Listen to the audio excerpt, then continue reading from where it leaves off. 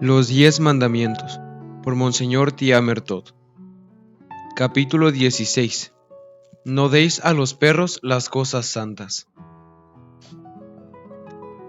El frío de mayo ha helado la vid, el granizo de junio echó a perder el trigo.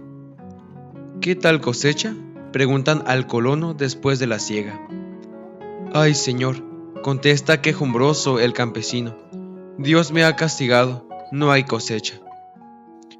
Al año siguiente, la siega ha dado con abundancia. El trigo es duro como el acero, dulce como el mosto. Colono, ¿qué tal la cosecha?, le preguntan de nuevo. Regular, señor, regular. Pero he tenido que trabajar como un negro, contesta el campesino, y yergue su pecho con orgullo. Es un cuadro de la vida diaria, un rasgo que indica el modo de pensar general de los hombres. Si algo va mal, Dios me ha castigado. Si todo va bien, es mérito mío. Con cuánta frivolidad toma el hombre en sus labios el santo nombre de Dios, aún el mismo creyente, aún el que nunca blasfema. Cuántas veces abusa del nombre de Dios, de la idea santa de nuestra religión, de los pensamientos religiosos, aún el hombre que por nada del mundo proferiría una blasfemia. Y sin embargo, nuestro Señor Jesucristo mandó en cierta ocasión con la mayor severidad: no deis a los perros las cosas santas, y no echéis a los puercos vuestras perlas. Es decir, guardaos, sí, de la blasfemia soez, pero, además, haya en vosotros una espiritualidad fina. Tratad con un respeto filial de Dios, de la religión, de las cosas santas, de suerte que no se degraden en vuestras manos estas cosas. No deis a los perros las cosas santas, dice el Señor, y este será el hilo del presente artículo. Quiero mostrar que el hombre moderno se olvida muchas veces de esta regla, y pronuncia en vano el nombre de Dios, y abusa de muchas maneras de los pensamientos santos de la religión. Primero, de la blasfemia cruda, manifiesta, no hay que hablar. La prohíben no solamente la ley santa de Dios, sino también las reglas de urbanidad de la sociedad culta. El mundo moderno perdona muchos pecados, pero ninguna sociedad culta mira bien a un hombre que maldice y blasfema de Dios. Así, pues, es rara la blasfemia entre hombres cultos. No es raro, en cambio, el uso frívolo del nombre de Dios, un modo de pensar superficial que no tiene idea de la piedad verdadera y saca por cualquier tontería el nombre de Dios y de los santos. No afirmo que sea esto pecado grave, pero de todos modos es una ligereza que no consuena con el fino espíritu cristiano. Para nosotros, Dios es nuestro Padre Celestial. Por este motivo, nosotros los cristianos no somos tan tímidos como los hebreos del Antiguo Testamento, que no se atrevieron a pronunciar nunca el nombre de Dios, Yahvé, ni siquiera en la oración. Estos escrúpulos exagerados provenían de la falsa interpretación de la Sagrada Escritura, pero en nosotros ha de haber algo más, un sentido fino que no permite mezclar indebidamente el nombre de Dios y las cosas santas de la religión en la conversación diaria, ni siquiera en el caso en que pueda hacerse sin pecado grave. En este punto, aún los hombres de buena voluntad han de poner sumo cuidado, y principalmente, con permiso y sin ánimo de molestar, las mujeres. Vuelve la cocinera del mercado. ¿Cuánto ha costado este pollo?, pregunta la señora. 3.50 el kilo.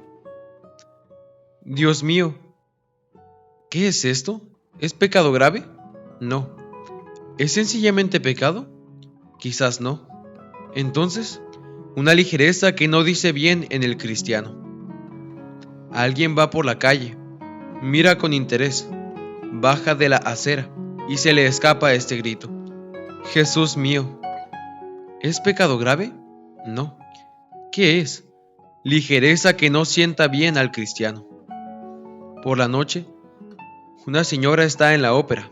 En el pasaje musical más bello se inclina a su esposo y murmura: adoro a Puccini, es una música divina.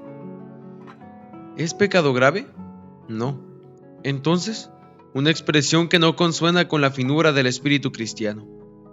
Porque si queremos expresar nuestra satisfacción, ¿Por qué hemos de pronunciar justamente el nombre de Dios? No es pecado grave, pero de todos modos es frivolidad y ligereza. Y hay frivolidades más nocivas. El joven llega tarde a casa. Su madre lo recibe con esta pregunta: ¿Dónde has estado? En casa de un amigo, contesta el joven. No es verdad, júralo, exige la madre. La madre imprudente.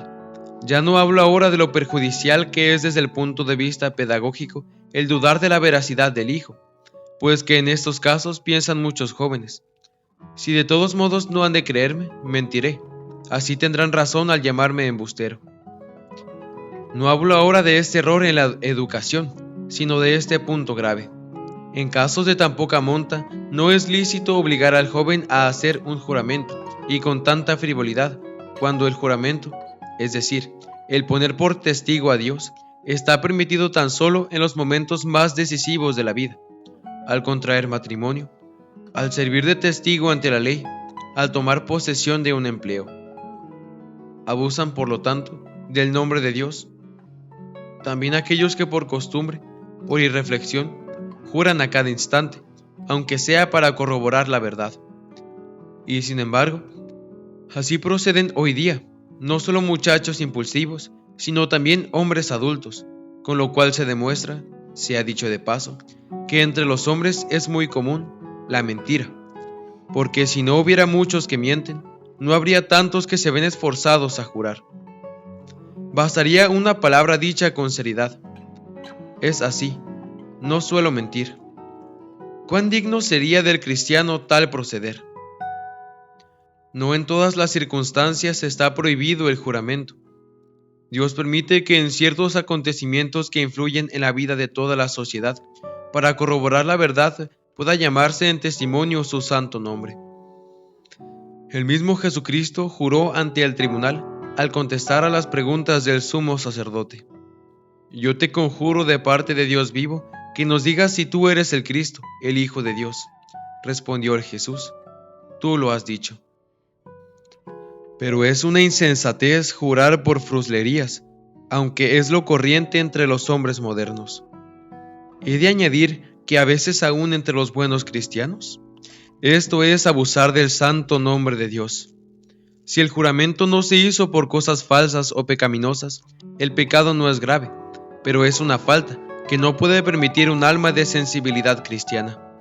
No deis a los perros las cosas santas. Abusan de las cosas divinas también aquellos que hacen un voto y no lo cumplen, aquellos que en la desgracia, en el peligro, en la enfermedad, prometen a Dios una obra buena, pero al lograr lo que han pedido se olvidan de su promesa.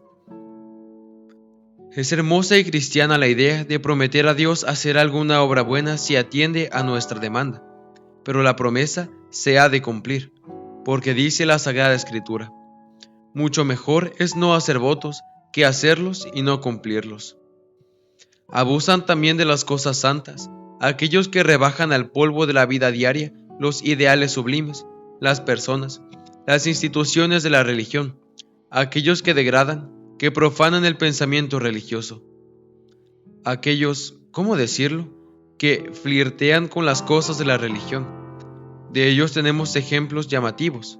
Por ejemplo, un músico checo compuso no ha mucho una misa para una orquesta de jazz band. Hay otros casos menos ofensivos que los hombres vulgares hacen cada día, pero que ofenden a las almas más delicadas y piadosas. Ofenden nuestras convicciones religiosas. Aún más, destruye los valores ideales y así daña incluso al mismo sentimiento patriótico, el que rebaja el nombre de los santos al ambiente lleno de polvo de la vida comercial. Sin ambajes, hemos de decir que es cosa ofensiva dar el nombre de San Antonio a una mercería, el de San Juan a una clase de cerveza, etc. Y nosotros los católicos somos justamente los únicos que nos vemos honrados con esta distinción. ¿Qué de truenos y rayos habría si alguien se atreviese a poner el nombre del fundador de otra religión a una clase de betún o a un polo para exterminar ratones? Y con derecho. Pero entonces, ¿Puede tolerarse que se ponga el nombre de nuestros santos en los anuncios de cerveza y de café? No deis a los perros las cosas santas. También abusan de las cosas santas aquellas sectas misteriosas que hoy día engañan por toda Europa al pueblo sencillo, que para fomentar las más increíbles ingenuidades apelan al instinto religioso del alma humana, que hacen rodar la bola de que pronto llegará el fin del mundo, que nuestro Señor Jesucristo ha aparecido en tal o cual sitio y ha hecho nuevas revelaciones, que es el sábado y no el domingo lo que hay que celebrar. No hace largo tiempo que la policía hubo de hacer enterrar a la fuerza un muerto que ya estaba descomponiéndose porque la secta no quería permitir el entierro, so pretexto de que el muerto cobraría aún la vida gracias a la oración. Son abusos que se cometen con las cosas santas. Pero abusan de las cosas santas y abusan de un modo abominable. Aquellos que pregonan a voz en grito en su programa oficial: nosotros no queremos mal a la religión. La religión es asunto privado. Pero en sus periódicos y en sus discursos de agitación esgrimen todas las armas del vituperio y del odio para extirpar del alma del obrero el amor de Dios. Abusan del santo nombre de la religión. Y hay todavía otro abuso extraño. De este hemos de tratar más detenidamente. El hombre suele tentar a Dios. ¿Cómo?, me dirá tal vez alguno. Hasta ahora siempre hemos rezado diciendo: y no nos dejes caer en la tentación. Pero ¿puede ser al revés? ¿Es posible que el hombre, la criatura débil y mezquina, tiente al Señor, al Dios Augusto? Sí, está escrito también: no tentarás al Señor tu Dios. Es tentar a Dios, por ejemplo, exponernos sin motivo al peligro, por aquello de que ya me ayudará Dios. Es tentar a Dios exigirle un milagro para que se haga patente la verdad. Hoy conocemos únicamente por los libros, las ordalias, los juicios de Dios, aquellos juicios de triste memoria de las épocas remotas. Hoy leemos y nos da escalofríos la lectura, que hubo tiempos en que el acusado tenía que probar su inocencia andando a pie descalzo y sin quemarse sobre brasas, o poniendo su mano en agua hirviente sin hacerse daño. A la sazón se decía: si es inocente, Dios le salvará, aún por medio de un milagro. La Iglesia hubo de luchar rudamente para abolir estos juicios de Dios, procedentes del paganismo griego y germano, y hacer comprender a los hombres que es un grave error querer obligar a Dios en semejantes casos a servirles de criado. Ahora ya no hay juicios de Dios. ¿Ya no se tienta a Dios? Oh sí, y más que nunca. ¿Cómo? En cierta ocasión, los fariseos empezaron a discutir con nuestro Señor Jesucristo y le pidieron milagros tentándole. Jesucristo, que a la súplica del centurión pagano y a la palabra de un mendigo sentado a la vera del camino había respondido con una manifestación de su poder divino, ahora rechaza resueltamente la demanda de los poderosos fariseos. Escribe el Evangelio. Jesús, arrojando un suspiro de lo íntimo del corazón, dijo: ¿por qué pedirá esta raza de hombres un prodigio? En verdad os digo que a esa gente no se le dará prodigio alguno. En el primer momento no comprendemos el proceder del Señor. Ahora justamente se presentaba la ocasión propicia para convencer de su poder divino a los fariseos y lograr que éstos también creyesen en Él. Pues no. El evangelista consigna que los fariseos no fueron a Jesús para creer en Él, sino para tentarle. ¿Creer en Cristo? No, eran demasiado orgullosos. Deseaban ver una pequeña función, a ver qué sabe el profeta. Querían ver un milagro. ¿Para convertirse? Ah, no. El país estaba lleno de la fama que pregonaba las obras del Señor, y con esto tenía bastante cualquier hombre de buena voluntad. Pero los fariseos No querían convertirse, sino ver milagro, porque es una cosa interesante, un acontecimiento sensacional, un placer que excita los nervios, algo que satisface la nativa curiosidad del hombre. Los fariseos andaban a caza de cosas misteriosas y por esto tentaban a Dios. No es otra la impiedad de muchos hombres curiosos de hoy día. Muchos buscan en todo el propio placer y la satisfacción de la propia curiosidad, y no quieren comprender que a las cosas santas hay que acercarse no con la fiebre de unos ojos profanos, sino con suma piedad. A la curiosidad profana y no a la religiosidad atienden ciertos periódicos y ciertos escritores que hoy día relatan minuciosamente los acontecimientos misteriosos de una pequeña aldea alemana. Se habla de ella en todo el mundo. Los periódicos tratan del caso. Creo que no hemos de vacilar nosotros, los sacerdotes católicos, en dar la nota justa. ¿Qué pasa en aquel pueblo? Hay allí una muchacha sencilla, que cada viernes revive la pasión del Señor. Ve el proceso inicuo que le condena, oye los gritos soeces, contempla la tragedia conmovedora del Calvario, y ella misma la sufre en su propia persona con congojas de muerte. Las 5 llagas de Jesucristo se abren también en el cuerpo de la muchacha, y corre la sangre de sus llagas. Y esto acontece todos los viernes, y durante meses la muchacha no ha tomado otro alimento que la pequeña hostia de la Santa Comunión. Así es, en brevedad, el caso. Hoy se habla de la muchacha por todas partes, y los curiosos van a visitarla por millares. ¿Qué piensa de este hecho la Iglesia? Uno de sus principios fundamentales es que nuestro Señor Jesucristo obró realmente milagros, para probar con ellos su poder divino, y que quiso ejercer este poder repetidas veces en el curso de la historia mediante sus santos, siempre que lo consideró necesario para la difusión y el robustecimiento de la fe. Pero otro principio es que el mismo Jesucristo nos inculcó precaución al hablar de los falsos profetas y de los falsos milagros, y así amonestó a sus fieles que no fuesen en busca de las cosas misteriosas y milagrosas. ¿Enseña la Iglesia que la voluntad todopoderosa de Dios, en ciertos casos de extraordinaria importancia, cambia las leyes naturales? No. Lo que enseña es que en un caso dado, suspende la fuerza de la ley con una fuerza mayor, con su fuerza divina, y esto es lo que llamamos milagro. Que Dios puede obrar milagros lo enseña nuestra religión. Cuando, por ejemplo, canoniza a un siervo de Dios, hay que probar los milagros obrados por intercesión del mismo. Pero, ¿con qué rigor procede la Iglesia al averiguar la autenticidad del milagro?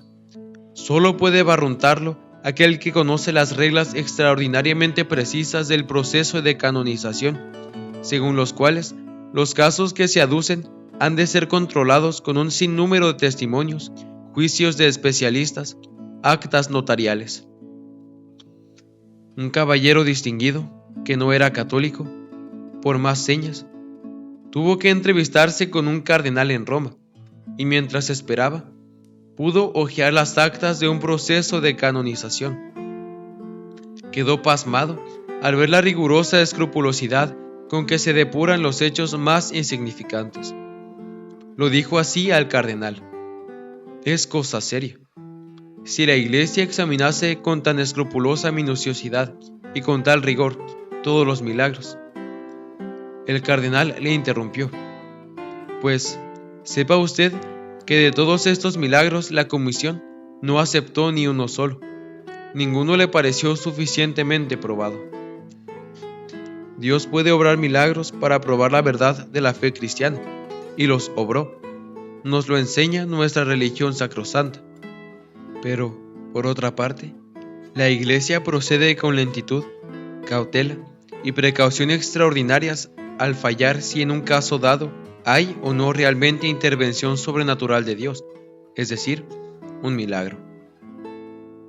En este punto es mucho más precavida de lo que son en general los hombres, los periódicos y el gran mundo. La Iglesia no busca milagros con afán, y esto la honra. Millares de hombres corren a aquel pueblo de Baviera para ver a la muchacha que lleva impresas las llagas de Cristo. ¿Qué hace la Iglesia? El episcopado de Baviera ha prohibido explícitamente a sus sacerdotes y fieles ir a aquel lugar. ¿Por qué? Porque nuestra religión procede con cautela. No da su fallo, sino después de un largo examen, después de varios años, o quizás decenios, sobre la realidad o ficción de tal o cual milagro. ¿No es de una seriedad que impone esta conducta de la Iglesia? ¿No es la tranquilidad sublime que solo puede tener quien está segura de poseer la verdad? Con esta prohibición, la Iglesia también nos da ejemplo de tacto fino, invitándonos a tratar con cautela las cosas santas, porque, sea cual fuere el fallo sobre si son naturales o sobrenaturales los acontecimientos de aquel pueblo, una cosa es cierta: se trata de un alma que sufre mucho por nuestro Señor Jesucristo. Y si es así, todos los que vayan a visitarla han de ir con sentimientos de piedad. Pero, ¿qué hacen allí los descendientes modernos de los fariseos sedientos de milagro, los hombres curiosos que buscan la excitación de sus nervios? Con el sombrero puesto, fumando cigarrillos, están contemplando a la muchacha que chorrea sangre. Llegan en tropel, bien acomodados en sus autos, los elegentos huéspedes de los balnearios, exactamente igual que cuando por la noche van al teatro para divertirse. Una casa comercial se ofreció para transformar en teatro una pequeña vivienda campesina y de esta manera mostrar la muchacha al público. El dueño de una fábrica de películas ofreció varios millones para poder tomar el film de los padecimientos de un viernes y pasarlo después de las grandes ciudades de Europa, mostrando entre películas pornográficas y anuncios chillones a la muchacha que sangra por amor de Cristo. Aún más, en un panóptico alemán, entre las figuras de cera de los asesinos famosos, ya se ve la de la pobre muchacha. Es la falta de tacto, la brutalidad del hombre moderno. Mezcla con el barro y pisotea las cosas más santas. Llena de baba todo cuanto toca, como el caracol. La frivolidad moderna habría sido capaz de sacar una fotografía el primer Viernes Santo de Cristo muriendo en la cruz. Para el hombre frívolo, esto es lo que importa en la religión. Y seguirá preguntando a alguno de mis lectores: ¿hay milagro o no en aquel pueblo de Alemania? Nuestra sacrosanta religión hasta ahora no ha fallado ni en pro ni en contra, pero cualquiera que sea el fallo, seguirá firme e inconmovible, siempre la misma, nuestra fe católica. Cuando los fariseos con impertinente curiosidad pedían un milagro al Señor, Jesucristo arrojó un suspiro de lo íntimo del corazón, lo consigna la Sagrada Escritura. Así, le duele también hoy que algunos no se contenten con su vida, con sus obras, con la historia 2 veces milenaria de la Iglesia, con los testimonios por ella aducidos, y quieren penetrar en el más allá por la puerta vedada, por medio de sesiones espirituales, esperando robustecer su fe, como lo dicen así ellos, curioseando milagros. ¿Qué es esto sino abusar de las cosas santas? No deis a los perros las cosas santas, dijo el Señor, y con ello promulgó un mandato. Nos ordenó que siempre tratemos con amor sincero, con acendrada piedad y emoción profunda las cosas de la religión, y que no rebajemos las cosas santas, no ya por mala voluntad, pero si siquiera por ligereza y frivolidad, al polvo de la vida ordinaria. ¿Pueden ruborizarse esos espíritus frívolos que corren en pos de lo misterioso al ver la fe profunda de aquel médico de Chicago? Voy a referir el caso antes de terminar el capítulo. Hace algunos años corrió la noticia de que en la parte meridional de Italia, un padre capuchino tenía impresas las llagas de Jesucristo nuestro Señor. Un médico de Chicago se puso en camino. Un viaje de 30 horas en ferrocarril por América, 10 días por mar, otras 40 horas en tren. Por fin, llega el médico a la pequeña aldea italiana. Todo el largo viaje fue en vano. No pudo ver nada, porque el padre capuchino había recibido orden de Roma de no enseñar los estigmas, y tenía que llevar continuamente guantes, que no le dejaban libre más que la punta de los dedos, lo suficiente para poder celebrar la Santa Misa. El médico contó sus impresiones de esta manera. No he visto los estigmas.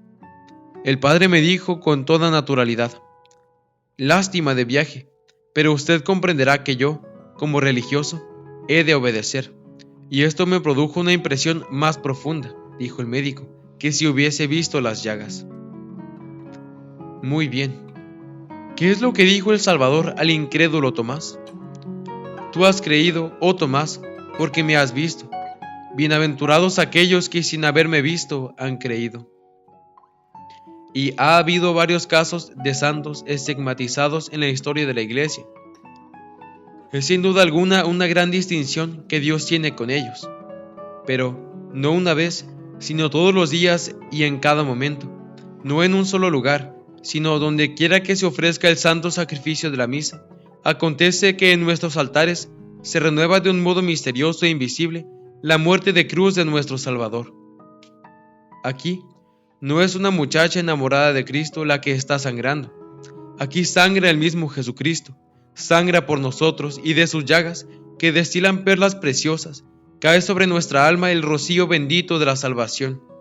Y sin embargo, vemos llegar a la Santa Misa gran muchedumbre de huéspedes distinguidos de los balnearios en sus lujosos autos y hacer cola para entrar. Esta muchacha alemana que ensangrentada revive la pasión de Cristo, cualquiera que sea el fallo de la superioridad eclesiástica, con su sufrimiento silencioso, mudo, dice a los espíritus superficiales del mundo moderno: no me observéis con ojos curiosos, mirad con alma devota, arrepentida, a Cristo crucificado, a quien yo tanto quiero y por cuyo amor corre mi sangre. Hermanos, respetad las cosas santas. Hermanos, respetad las ideas santas de la religión. Hermanos, respetad al Cristo sufriente.